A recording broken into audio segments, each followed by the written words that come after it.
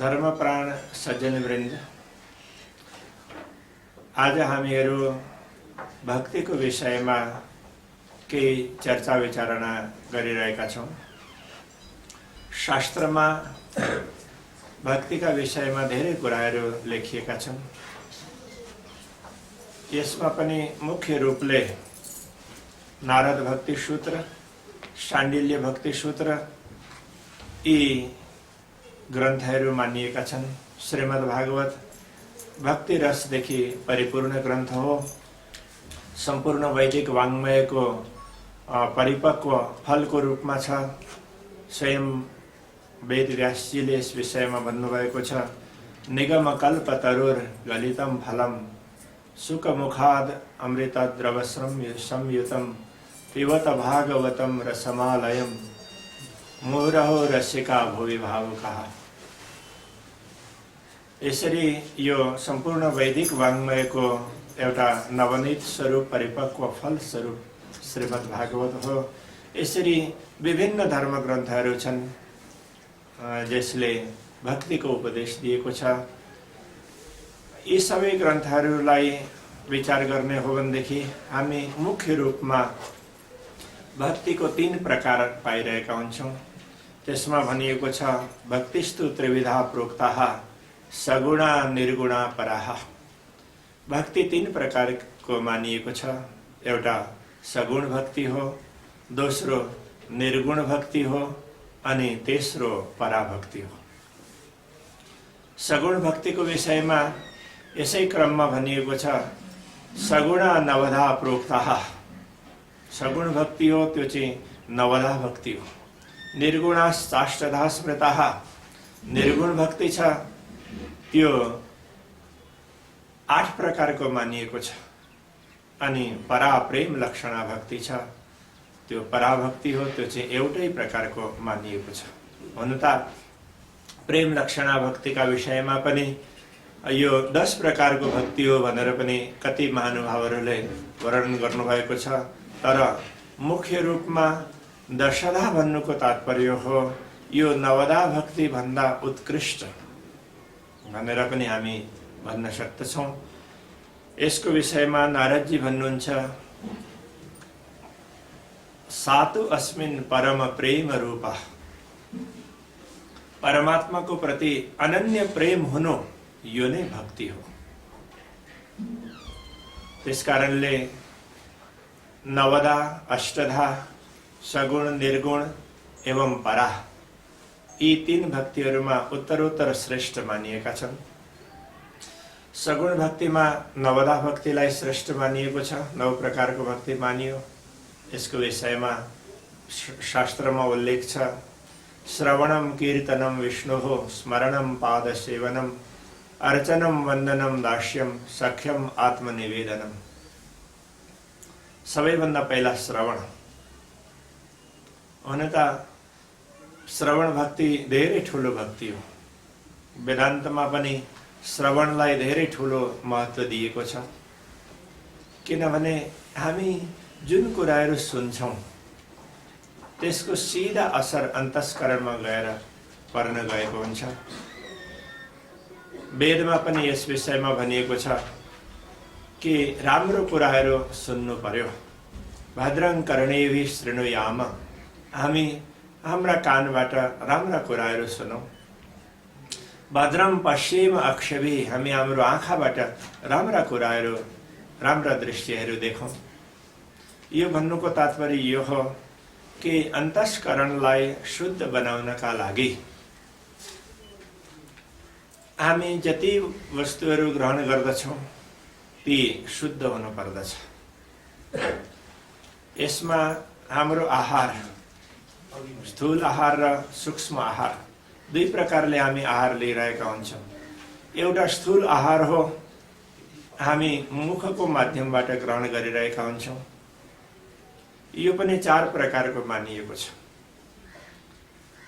तो एउटा भोज्य हो जुन हामी चबाएर खाने गर्दछौं। अर्को पेय हो, तरल पदार्थ हामी पिउने गर्दछौं। तेस्रो चोष्य हो, कुनै चीजलाई जस्तो मिश्री खानु पर्दा त्यो हामी चुसेर खान्छौँ। अनि यस्तै यो उखु, यसलाई पनि हामीले चबाएर पनि हामी वास्तवमा यो चुस्ने गरिरहेका हुन्छौँ। अनि अर्को छ लेह्य, चाटेर लिने, जस्तो मधु भयो, अनि चटनीहरू, यस्ता प्रकारका यी 4 प्रकारले हामी स्थूल आहार ग्रहण गरिरहेका हुन्छौँ। अनि यो आहार पनि शुद्ध हुन धेरै आवश्यक छ, किनभने आहार शुद्ध भएन भने अन्तस्करणको शुद्धि हुँदैन। त्यसकारणले धर्ममा हमेशा आहारको शुद्धताको कुरो गरिएको छ। आहारको शुद्धतामा पनि तामस आहार भन्दा श्रेष्ठ आहार राजस आहार, राजस आहार भन्दा पनि श्रेष्ठ सात्विक आहार हो। धर्ममा संलग्न हुने व्यक्तिहरूले, धर्मको रहस्यलाई सम्झिने व्यक्तिहरूले र परमात्माको पथमा भक्ति मार्गमा अगाडि बढ्ने व्यक्तिहरूले हमेशा सात्विक आहार ग्रहण गर्नुपर्दछ। श्री कृष्णजीले गीताको 14वां अध्यायमा गुणहरूको विभाजन र गुणको विशेषता बताउँदै भन्नुभएको छ, यद्यपि यी सबै गुण मध्ये सात्विक गुण श्रेष्ठ हो, तर पनि परमात्माको अनुभूति चाहिँ यी गुणहरूदेखि मास्तिर पुगेपछि, माथिल्लो दर्जामा पुगेपछि मात्रै परमात्माको अनुभूति हुन सक्दछ। स गुणान समतीतैतान ब्रह्म भूयाय कल्पते। यस कारणले अनेक सन्त मनीषीहरूले गुणदेखि मास्तिर निर्गुण भएर रहनु पर्दछ भनेर भन्नुभएको छ। यसमध्ये महामती श्री प्राणनाथजी भन्नुहुन्छ, रहेवे निर्गुण होए के और आहार भी निर्गुण। हेर, तिमीहरूको रहन सहन पनि निर्गुण होस्, कुनै गुणको प्रति आकर्षण नहोस्, परमात्माको प्रति आकर्षण होस्। अनि तिमीहरूको आहार पनि त्यस्तो प्रकारको होस्, तिमीहरू आफ्नो आहारलाई पनि त्यस्तो बनाओ जो कुनै स्वादको प्रति आकृष्ट नहोस्। यो ब्रह्माण्ड रसको आस्वादनको प्रति तिमीहरूको मन हमेशा अगाडि बढिरहोस्। अनि साफ दिल सुहागिनी भन्नुहुन्छ, तिमीहरूको हृदय पनि शुद्ध होस्, हृदयलाई शुद्ध बनाउने प्रयत्न गर्नु। अनि त्यस्तो प्रकारको व्यक्ति भयो भने यो दुनियाँमा कबहु न दुखावे किन्न, कहिले पनि कसैलाई कुनै पनि प्रकारको कष्ट दिँदैन, लोक व्यवहारमा पनि उसले कसैलाई कष्ट दिँदैन भने हमेशा उसको व्यवहारले परमात्मा स्वतः नै प्रसन्न हुन्छन् अनि परमात्माको प्रति उसको शुद्ध प्रेम भाव जागृत भएको हुन्छ।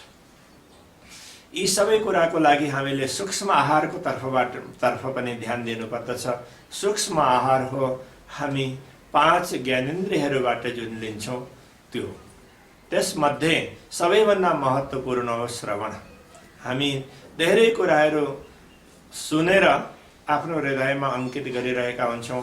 कसैका निन्दाहरू पनि हामी सुनेरै पत्याइरहेका हुन्छौँ। राम्रो कुरा भन्दा नराम्रो कुरा सुनेर त्यतातिर साँचो हो कि भन्ने विश्वास बढाइरहेका हुन्छौँ। त्यसले गर्दाखेरि हाम्रो व्यवहार असन्तुलित भएको हुन्छ। त्यसकारणले वेदमा भनिएको छ, भद्रं कर्णेभिः शृणुयाम। हाम्रो कानले राम्रा कुराहरू सुनौ। यसै गरी नवदा भक्तिमा पनि सबैभन्दा पहिला श्रवण भक्ति राखिएको छ अनि पछि कीर्तन। कीर्तन भनेको परमात्माको गुणको गायन गर्नु। श्रवण पछि कीर्तन। हामीले कुनै कुरा सुनेकै छैन भने हामी जान्न सक्दैनौँ। नजानिकन हामीले केही भन्न सक्दैनौँ। राम्रो कुरो नराम्रो कुरो हामीहरू गर्दछौँ। ती सबै कुराहरू हामीले पहिला सुनेर अनि पछि गर्ने गर्दछौँ। त्यसकारणले श्रवण पछि या कीर्तन भनियो, पहिला सुन्ने, परमात्माका गुणहरू सुन्ने, उहाँको लीलाहरू सुन्ने, कथाको माध्यमबाट होस् अथवा कुनै पनि माध्यमबाट होस् हामी ती कुराहरू सुनौँ अनि सुनेपछि मनन गरौँ। अनि मनन गरेर अनि अन्य व्यक्तिहरूलाई पनि हामी सुनाउने काम गरौँ। परमात्माको स्तुति गरौँ, हे प्रभु तपाईले धेरै कृपा हामीमाथि वर्षाइरहनु भएको छ। तपाईको कृपाको कारणले नै आज हामी यस संसारमा, दुःखमय संसारमा रहँदा रहँदै पनि सुखको अनुभव गरिरहेका छौँ। यस्तो प्रकारले परमात्माहरूको गुण गायन गर्नु यो कीर्तन हो। अनि यसमा पनि स्तुति र प्रार्थना दुई प्रकारले मानिएको छ। स्तुति छ कुनै पनि प्रकारको याचना नगरिकन परमात्माको गुणको गायन गर्नु यो स्तुति हो भने, परमात्माको गुणको गायन गर्दा गर्दै पनि उहाँबाट हामी कुनै न कुनै प्रकारले याचना गर्दछौँ, हे परमात्मा तपाईँ भक्ति दिनुहोस्, कृपा हामीमाथि गर्नुहोस् भन्ने भावना हामी राखेर गर्दछौँ। प्रार्थना यो हामी उहाँको स्तुति गर्दछौँ भने त्यसलाई प्रार्थना भनिएको छ। स्तुति र प्रार्थनामा सूक्ष्म अन्तर छ, तर कुनै प्रार्थना कुनै हेय होइन अनि स्तुति अधिक उपादेय पनि होइन, तर पनि एउटा भक्तको सकाम भाव र निष्काम भाव, तो यससँग यी कुराहरू जोडिएका हुनाले श्रेष्ठता निष्काम भाव नै हुनाले स्तुतिलाई नै ज्यादा उपादेय पनि मानिएको छ। तर पनि यी दुईटै कुराहरू हाम्रो लागि धेरै उपयोगी छन्। अनि कीर्तनमा हामीले यिनै गुणानुवाद गाउने, उहाँको स्तुति गर्ने, प्रार्थना गर्ने, उहाँको लीलाहरूको चर्चा गर्ने, कथा चर्चाहरू भए, यी पनि एक प्रकारले गुण कीर्तन नै भए। अनि यसै गरी निरन्तर परमात्माको नामको स्मरण गर्नु, अनि यो स्मरण भक्तिमा आउँछ। यसरी एक एक गरेर यी 9 प्रकारले परमात्माको हामी गुणगान गर्न सक्दछौँ, उहाँलाई याद गर्न सक्दछौँ। यी याद गर्ने रीतिहरूलाई यो 9 प्रकारको मानिएको छ। यसलाई सगुण भक्ति भन्नुको तात्पर्य यो हो, ज्यादातर कुनै न कुनै अवतारको रूपमा स्वरूपलाई मानेर अनि त्यो अवतारको परिवर्तनहरूलाई देखेर उहाँको क्रियाकलापहरूलाई, उहाँको लीलाहरूलाई, यी कुराहरूलाई अधिक महत्त्व दिएर हामी भक्ति गरिरहेका हुन्छौँ। त्यस कारणले यस भक्तिलाई सगुण भक्ति भनियो। यस सगुण भक्तिमा पनि अन्तिम छ आत्मनिवेदन। यो आत्मनिवेदन भन्नुको तात्पर्य यो चाहिँ समर्पण, परमात्माको प्रति समर्पण हुनु धेरै नै आवश्यक छ।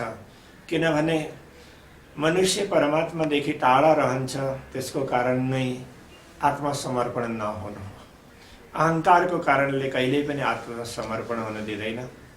सधैँ अहङ्कार बढिरहेको हुन्छ। मैले यो गरेँ, मैले यो सुने, मैले मैले मैले म म म भन्ने जुन प्रकारको एउटा भाव छ, त्यस भावलाई नै अहम भाव मानिएको छ।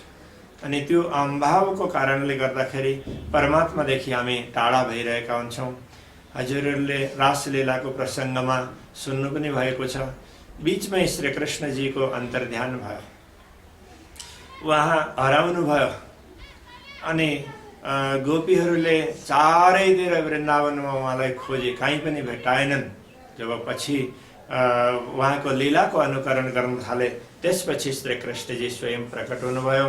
अनि पछि गोपीहरूसँग कुराकानी हुँदाखेरि उहाँले भन्नुभयो, म त कहीँ नै गएको थिइनँ, म वृन्दावनमै थिएँ, तिमीहरूदेखि टाढा म बिल्कुल गएको थिइनँ भनेर भन्दाखेरि गोपीहरूले भन्दछन्, तपाईँ कहाँ हुनुहुन्थ्यो? हामीले त सबैतिर हेऱ्यौँ, हर क्षेत्रमा गएर हेऱ्यौँ, तर पनि हामीले तपाईँलाई भेटाएनौँ भन्दाखेरि श्री कृष्णजी भन्नुहुन्छ, म त एउटा वृक्षको यस्तो वृक्षले छेलिएर बसेको थिएँ अनि तिमीहरूले मलाई देख्न सक्यौ न भनेर भन्नुहुन्छ। त्यो भन्दा पनि गोपीहरूले तर्क गर्दछन्, तपाईँ त वृक्षको कुरो गर्नुहुन्छ, हामीले त ती पात पातमा पनि, पातका नसा नसामा पनि हामीले गएर खोज्यौँ भनेपछि श्री कृष्णजी भन्नुहुन्छ, यो वृक्ष अहङ्कारको वृक्ष थियो। अहङ्कारको वृक्षमा छेलिएर म बसेको थिएँ, त्यस कारणले तिमीहरूले मलाई देख्न सक्यौ न। भन्नुको तात्पर्य के हो भनेदेखि यो लीला गर्दा गर्दै गोपीहरूको मनमा अलिकति अहङ्कार लेस मात्र प्रकट भएको थियो। श्रीकृष्ण हाम्रा बसमा छन्, परमात्मा कहिले पनि हाम्रा बसमा हुँदैनन्, हामीले परमात्माको बसमा हुनुपर्दछ। यो कुरो आत्मनिवेदनको माध्यमबाट हामीले सम्झिनु पर्दछ। यस कारणले नवदा भक्तिको मैले एक एक गरेर उल्लेख गरिन, नामोल्लेख मात्र गरेँ। व्याख्या नगर्नुको कारण यो हो कि यस पछिका कुराहरू के छन् त, यी कुराहरूलाई पनि हामीले सम्झिनु पर्यो। ती यो सगुण भक्ति तो परमात्माको सगुण स्वरूप मानेर गरिने भक्ति हो। यसमा उपासनाहरू यी सबै कुराहरूलाई यसमा स्थान पनि दिएको छ। यो सगुण भक्ति भन्दा निर्गुण भक्ति अझै श्रेष्ठ हुन्छ, किनभने सगुण भक्तिमा भौतिक साधनहरूको पनि आवश्यकता हुन्छ भने निर्गुण भक्तिमा भौतिक साधनहरू नभई पनि हामी यो भक्ति गर्न सक्दछौँ भनेर यसलाई अनेक महापुरुषहरूले श्रेष्ठ स्थान दिनुभएको छ। हुन त यी भक्तिहरू सबै नै भक्तिका प्रकारहरू सबै नै श्रेष्ठ हुन्। यो निर्गुण भक्तिलाई 8 प्रकारको भक्ति मानिएको छ। यो अष्टाङ्ग योग साधना भनेर हामी जुन भन्दछौँ, यसलाई पनि भक्ति मार्गमा भक्तिमा नै लिएको छ। यो निर्गुण भक्ति हो कि यसमा परमात्माको कुनै निश्चित स्वरूप छैन भन्ने भावनालाई लिएर हामीले आफ्नो अनुभव गरेर, आत्माको अनुभव गरेर अनि पछि आत्माले नै परमात्माको अनुभव गर्ने हो भन्ने भावना यस निर्गुण भक्तिमा निहित भएको छ। त्यसकारणले अष्टाङ्ग योगमा योगका यी 8 आयाम भनौँ, 8 सिँढीहरू भनौँ, 8 अङ्गहरू भनौँ, यिनीहरूलाई निर्गुण भक्तिको रूपमा लिएको छ। ती हुन् यम, नियम, आसन, प्रत्याहार, धारणा, ध्यान एवं समाधि। हुन त वेदान्तमा यी सबै कुराहरूलाई 8 अङ्गलाई समाधिकै अङ्ग हुने भनेर पनि भनेको छ। तर पनि हामीले यी कुराहरूलाई सम्झिएर आफ्नो व्यवहारलाई अझै उत्कृष्ट बनाउनु पर्दछ। के यस सन्दर्भमा भनिएको छ कि यम भनेको के हो त भन्दाखेरि हामीले के कुराहरू नगर्ने, किनभनेदेखि जुन जुन कुराहरू नगर्ने हुन्, जुन जुन काम नगर्नुपर्ने हो त्यो निश्चित गरिदियो भनेदेखि बाँकी काम गर्ने काम त धेरै नै छन् भनेर ती कुराहरूलाई लिएको छ। अनि यो नगर्नेहरूमा जस्तो हिंसा गर्नु हुँदैन, झुठो बोल्नु हुँदैन, झुठो कार्य गर्नु हुँदैन, चोरी गर्नु हुँदैन, अनि यो भौतिक वस्तुहरूको सङ्ग्रहको प्रति अधिक आकृष्ट भएर जीवनलाई नै सङ्ग्रहमा लैजानु यो हुँदैन। अनि हमेशा संयमित जीवन व्यतीत गरेर परमात्माको चिन्तन गर्नुपर्दछ भनेर यी कुराहरूलाई यम भनिएको छ। यो यम भनेर भनिएको छ। यममा सबैभन्दा पहिला अहिंसा, सत्य, अस्तेय, ब्रह्मचर्य, अपरिग्रह यी कुराहरू आउँछन्। अनि यो चाहिँ के भन्नुको तात्पर्य हो भनेदेखि मनुष्यले के चाहिँ नगर्ने त, यी कुराहरूलाई नगर्ने, बिल्कुलै नगर्ने। अनि त्यसपछि गर्ने चाहिँ के त, यसलाई नियममा लिएको छ। अब गर्ने कुराहरू त धेरै नै छन्, तर त्यसमा पनि मुख्य विभाग बाँटिएको छ। त्यसमा यो नियममा राखिएको छ शौच, सन्तोष, तप, स्वाध्याय अनि ईश्वर प्रणिधान। शौच भन्नुको तात्पर्य शुद्धि हो। शारीरिक शुद्धि यसको पनि आवश्यकता पर्दछ, मानसिक शुद्धि यसको पनि आवश्यकता पर्दछ। शारीरिक शुद्धिको लागि हामीले स्नान आदिको कार्यबाट शारीरिक शुद्धि गरिरहेका हुन्छौँ। शुद्ध वस्त्र ग्रहण गरेर हामी र शुद्ध क्षेत्रमा गएर हामी शारीरिक शुद्धि बनाउन सकेका हुन्छौँ भने मानसिक शुद्धिको लागि हामीले हाम्रो खानपान, आहार विहार यसलाई शुद्ध बनाएर अनि जुन आहार विहारमा पनि स्थूल आहार र सूक्ष्म आहार यी दुईटै आहारलाई शुद्ध बनाएपछि मात्रै वास्तवमा शुद्धता आउँछ।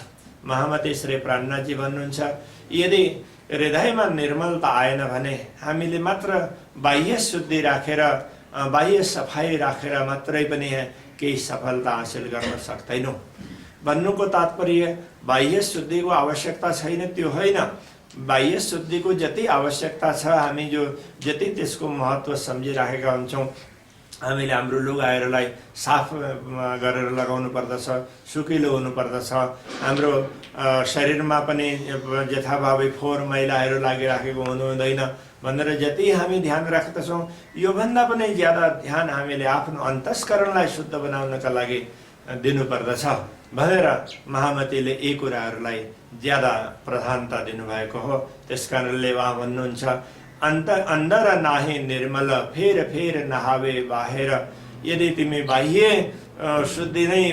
शुद्धिलाई नै विशेष जोड दिन्छौ र भित्र अन्तस्करणलाई पवित्र बनाउँदैनौ भने तिमीले परमात्माको प्राप्ति गर्न सक्दैनौ। जसरी बाह्य शुद्धिलाई ध्यान दिन्छौ, त्योभन्दा पनि ज्यादा आन्तरिक शुद्धिलाई, अन्तस्करणको शुद्धिलाई तिमीले ध्यान देऊ भनेर भन्नुभएको छ।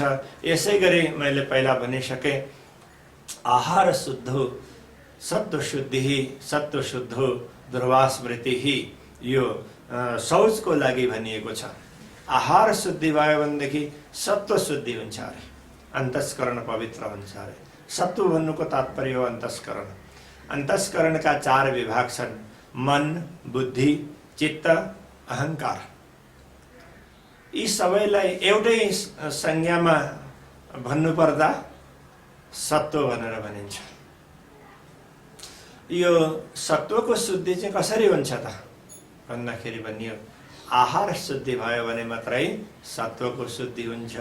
सत्वको शुद्धि भयो भने के हुने त, परिणाम त्यसको के आउँछ त भन्दाखेरि उपनिषदमा भनिएको छ, सत्व शुद्ध ध्रुवा स्मृति। सत्वको शुद्धि भयो भने हाम्रो स्मृति छ यो स्थिर रहनेछ। ध्रुव भन्नुको तात्पर्य स्थिर हो। तो स्थिर स्मृति कसरी रहन्छ त भन्दाखेरि हामी यस विषयमा चिन्तन गर्न थाल्यौँ भनेदेखि हामी यो कुरो स्पष्ट रूपले प्राप्त गर्न सक्दछौँ कि कुनै स्थिर वस्तुको चिन्तन गरियो भने मात्रै हाम्रो अन्तस्करणमा स्थिरता आउन सक्दछ, हाम्रो स्मरण स्थिर रहन सक्दछ। हामी अस्थिर वस्तुहरूको पछि कुदिरहेका छौँ। भौतिक वस्तुहरू सबै नै अस्थिर छन्। तपाईँ कुनै राजमार्गको एक किनारामा उभिएर गाडीतिर हेर्न थाल्नुभयो भनेदेखि तपाईँले आफै अनुभव गर्न सक्नुहुन्छ कि आफ्नो दृष्टि गाडी जसरी कुदिरहेको हुन्छ त्यसरी नै आफ्नो दृष्टि पनि कुदिरहेको हुन्छ। किनभने कुनै चलायमान वस्तुप्रति हाम्रो दृष्टि पर्छ भनेदेखि त्यो चलायमान वस्तु को आधारले हाम्रो दृष्टि पनि चलायमान हुन्छ। त्यसकारणले हाम्रो मन ज्यादा चञ्चल भएको हो।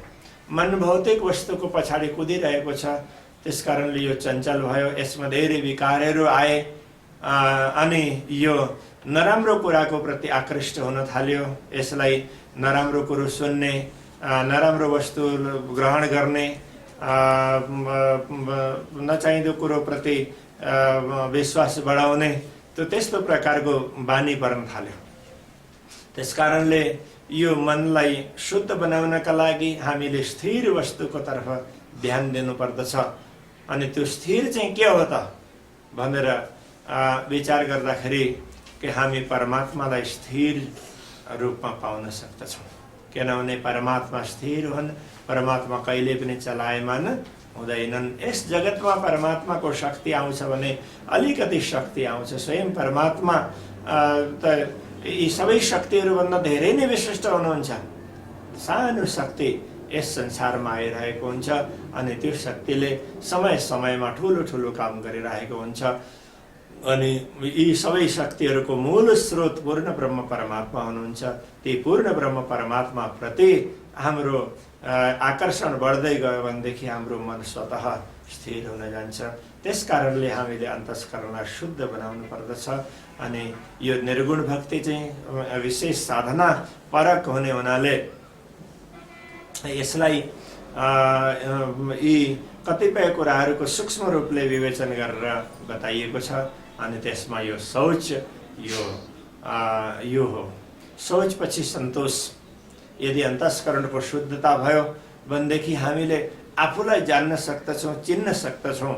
आफूलाई चिनेपछि मेरो स्थिति के छ त, म को हो भन्ने कुराको जानकारी प्राप्त भयो भने हामीलाई स्वतः सन्तोष प्राप्त हुन सक्दछ।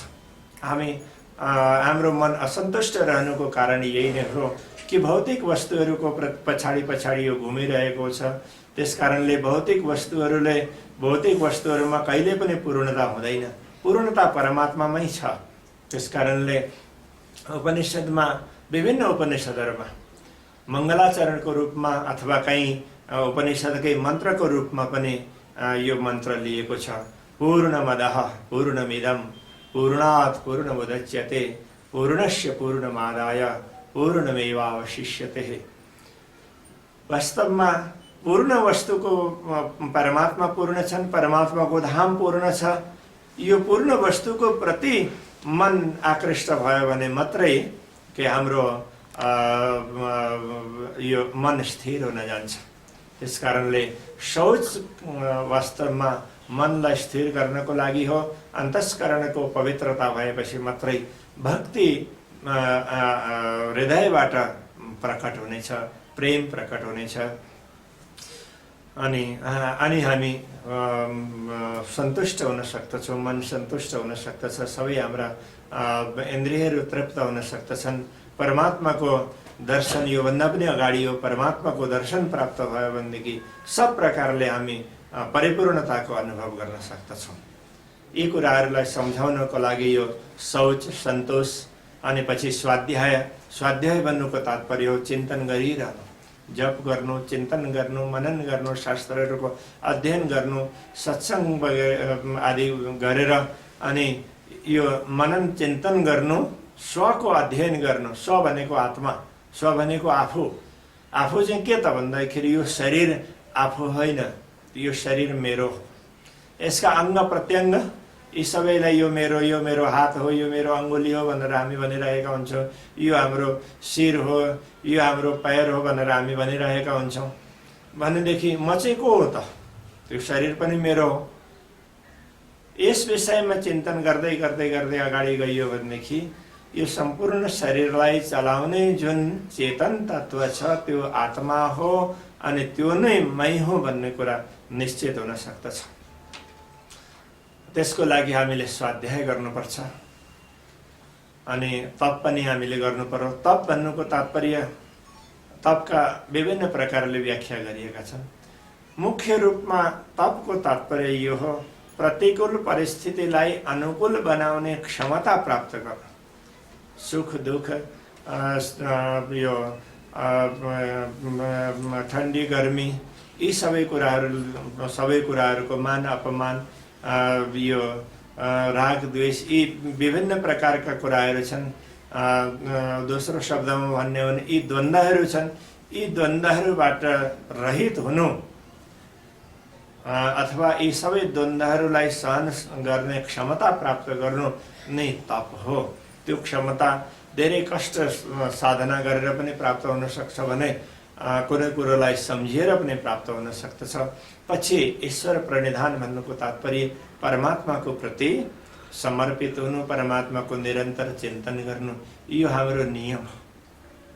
यो नगर्ने र गर्ने यी दुईटा कुराहरू भए, छोड्ने के अनि ग्रहण गर्ने के, अंगीकार गर्ने के, यी दुईटा कुराहरू भए। अनि त्यसपछि आसन प्राणायामका कुराहरू आए। आसन हो शरीरलाई स्वस्थ बनाउनका लागि, सुदृढ बनाउनका लागि, सबै मांसपेशीहरूलाई सक्रिय बनाउनका लागि विभिन्न प्रकारका आसनहरू बताइएका छन्। यी आसनहरू पनि धेरै आवश्यक हुन्छन्। त्यसपछि प्राणायाम भनेको प्राणको नियम हुनु। यो प्राणवायुको आवागमन हाम्रो नासिकाको माध्यमबाट भइरहेको छ। त्यसको माध्यमबाट हामीले प्राणवायु भन्नाले मुख्य रूपले अक्सिजन प्राप्त गरिरहेका हुन्छौँ अनि यो अक्सिजनको धेरैभन्दा धेरै आवश्यकता हाम्रो शरीरमा हुन्छ। यदि हाम्रो रक्तबाट अक्सिजनको मात्रा कम्ती भयो भनेदेखि हामी कुनै पनि श्रमको कार्य गर्न सक्दैनौँ। त्यसकारणले यसलाई नियमित गर्ने कार्य यो एक अभ्यास हो, त्यसलाई प्राणायाम भनेर भनिएको छ। अनि प्राणायाम पछि प्रत्याहार भनेर भनियो। प्रत्याहारको तात्पर्य हो हाम्रो इन्द्रियहरू, मन यी सबै भौतिक वस्तुहरूको पछि घुमिराखेका छन् भनेदेखि उनीहरूलाई त्यताबाट फर्काएर आत्मातिर लैजाने, यस प्रक्रियालाई प्रत्याहार भनेर भनिएको छ। त्यसपछि धारणा, परमात्माको प्रति धारणा राख्नुपर्छ। यो परमात्मा यस्ता छन्, परमात्माको यो स्वरूप छ, अनि यो परमात्मा प्रति एउटा धारणा बनाउनु, यो धारणा हो। अनि धारणा, ध्यान र समाधि यी तिनै कुराहरूलाई हामी ध्यान पनि भन्न सक्दछौँ र समाधि पनि भन्न सक्दछौँ। ध्यानको प्रारम्भिक स्वरूप हो यो धारणा, अनि ध्यानको अन्तिम स्वरूप हो समाधि। समाधि भन्नुको तात्पर्य हो यो ध्यान नै हो, परमात्माको प्रति निरन्तर आफ्नो मनोवृत्तिलाई, चित्तका वृत्तिहरूलाई, अन्तस्करणका वृत्तिहरूलाई निरन्तर लगाउनु, अनि त्यो ध्यान भनेर भनिएको छ।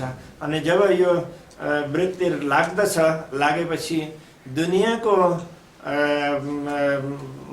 अनुभव नभएर परमात्माको अनुभव हुन्छ, अनि यसलाई समाधि पनि भनेर भनियो। हुन त यी तीन साधना हुन्, यी अन्तरङ्ग साधनाहरू हुन्। त्यसपछि आत्माको अनुभव हुन सक्दछ। त्यसकारणले योगका यी 8 अङ्गहरू मानिएका छन्। योग भन्नुको तात्पर्य हो मिलन। योग भनेको मिलन हो।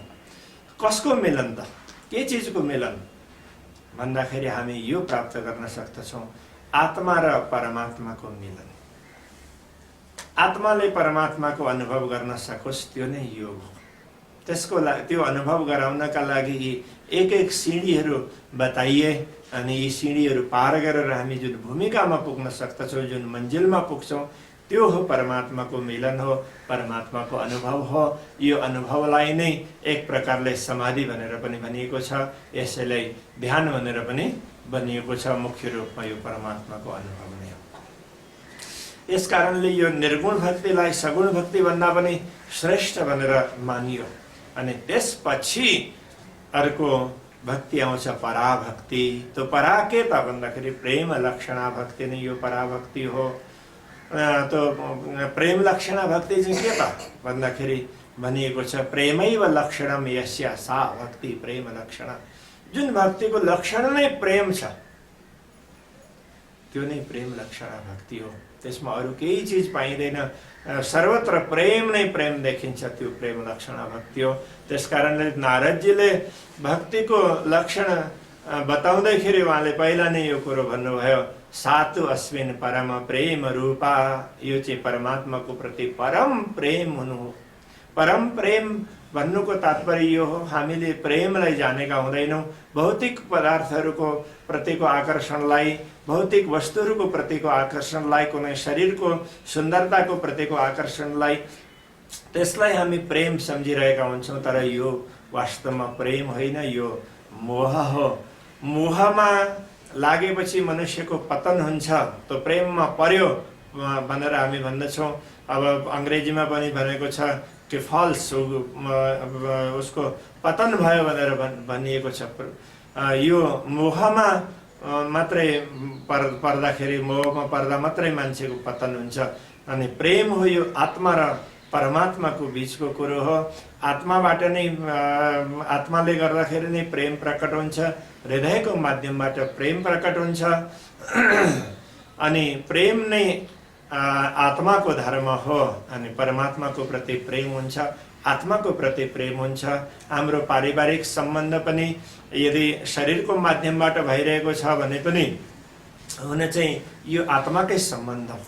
किनभनेदेखि आत्माले शरीरलाई छोडिदियो भने हामी कहिल्यै पनि त्यो शरीरको प्रति कुनै प्रकारको आकर्षण राखिराखेका हुँदैनौँ। त्यसलाई त सबैभन्दा पहिला लगेर त्यसको दाह संस्कार अथवा अन्य कुनै पनि प्रकारका विधानहरू छन्, जसले जुन प्रकारको विधान अंगीकार गरेको हुन्छ त्यो विधान गर्नको लागि वो तत्पर भइरहेको हुन्छ। शरीरप्रतिको कुनै आकर्षण छैन। यो त शरीर एउटा माध्यम हो। किनभनेदेखि आत्मालाई आँखाले हेर्न सक्दैन, त्यसकारणले यो शरीर एउटा माध्यम हो, तर हाम्रो प्रेम छ, सम्बन्ध छ, त्यो आत्माकै सम्बन्ध हो। यसै गरी सबै आत्माको मूल परमात्मा हुन्। परमात्माको प्रति जुन आकर्षण हो त्यो नै प्रेम हो। त्यसैलाई नै भक्ति भनेर भनिएको छ। परम प्रेम हुनु नै त्यो भक्ति हो। यसलाई नै प्रेम लक्षण भक्ति भनेर भनिएको छ। अनि यसको उदाहरण दिँदाखेरि नारदजी भन्नुहुन्छ, यथा ब्रज गोपिकानाम, जसरी ब्रजका गोपीहरूमा प्रेमको दर्शन भएको थियो। उद्धवजी ज्ञान र साधनाको कुरो लिएर गोपीहरूको बीचमा पुग्दछन्, तर उनीहरूले गोपीहरूको प्रेमलाई देखेपछि ऊ स्वयं आफ्नो सबै कुरोलाई भुलिएर अनि गोपीहरूको चरण रज लिएर जान तयार हुँदछन्। यो चाहिँ के त भन्दाखेरि प्रेमको पराकाष्ठा हो। प्रेमको पराकाष्ठा गोपीहरूमा थियो। अनि महामते श्री प्राणनाथजी भन्नुहुन्छ, गोपीहरू ब्रह्म आत्मा थिए। अनि यो जगतमा ब्रह्म आत्माले नै प्रेम लिएर आए अनि उनीहरूले नै प्रकट गरेर बताए। योभन्दा पहिला जगतमा प्रेमको नाम मात्र थियो, प्रचलन थियो, तर प्रेमको यथार्थ स्वरूप चाहिँ ब्रह्म आत्माहरू नै लिएर आए। उनीहरूले यो ब्रजको लीलामा, रासको लीलामा जुन प्रेम भाव व्यक्त गरे, श्रीकृष्ण उनीहरूको हृदयमा सदैव निवास गर्नुहुन्थ्यो। कहिले पनि श्रीकृष्णदेखि उनीहरू टाढा भएको अनुभव गरेनन्। त्यस्तो प्रकारको जुन अनन्यता हो, जुन एउटा उत्कृष्ट भाव हो, यसलाई, यस प्रेम भावलाई नै पराभक्ति भनेर भनिएको छ। अनि यो परा प्रेम लक्षण भक्ति भनेर यसलाई भनियो। श्रीकृष्ण प्रणामी धर्ममा यही परा प्रेम लक्षण भक्तिलाई विशेष वरीयता दिएको छ। विभिन्न शास्त्रहरूमा पनि यसरी प्रेमको सन्दर्भमा वर्णन छ र उत्कृष्ट भक्ति नै प्रेम भक्ति हो। अनि यी सबै साधनाहरूमा सर्वोत्कृष्ट साधना नै प्रेम साधना हो। तर त्यो प्रेम चाहिँ हृदय निर्मल भएपछि, अन्तस्करण निर्मल भएपछि मात्रै हृदयबाट प्रकट हुने हुनाले अन्तस्करणलाई निर्मल बनाउनका लागि विभिन्न प्रकारका साधनहरू बताइए। यी अलग अलग प्रकारका साधनहरू मध्येमा ज्ञान प्राप्त गर्नु, सत्संग गर्नु, स्वाध्याय चिन्तन गर्नु, यसको साथसाथमा विभिन्न प्रकारका साधनाहरू गर्नु पनि आउँदछन्। त्यसकारणले यी यस्ता प्रकारका कार्यहरूले गर्दाखेरि गरेपछि जब हाम्रो हृदय निर्मल हुन्छ अनि त्यस निर्मल हृदयबाट जुन परमात्माको प्रति एउटा भाव प्रकट हुन्छ, त्यो भाव नै प्रेम भाव हो। अनि यो आत्माको भाव हृदयबाट प्रकट हुने हुनाले यसलाई श्रेष्ठ मानिएको छ। अनि यो अनन्यताको लागि हमेशा शास्त्रमा वरीयता दिएको छ। श्री कृष्णजी श्रीमद् भगवत गीतामा पनि भन्नुहुन्छ कि तिमीहरूले भक्ति अव्यभिचारिणी, व्यभिचारिणी भक्ति गर्नु हुँदैन। अहिले एकतिर कुद्यो, अर्कोतिर कुद्यो, अर्कोतिर कुद्यो, अर्कोतिर कुद्यो, कुनै विश्वासै भएन।